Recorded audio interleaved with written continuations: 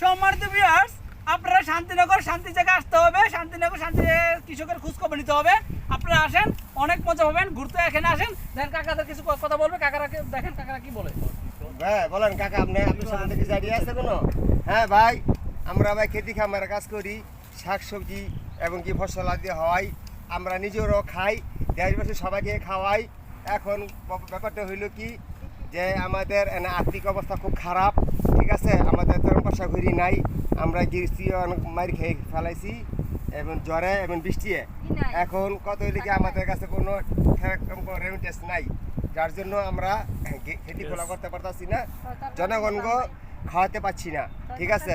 এর মধ্যে doctor Yunus sir যদি আমাদের যদি কিছু ঋণ কিছু প্রণোদনা দিত, আমরা এর মাধ্যমে কিছু খেতি খোলা করতাম, নিজেরা খাইতাম, দেশবাসীকে খাওয়াইতাম। বলেন কাকা আপনি কিছু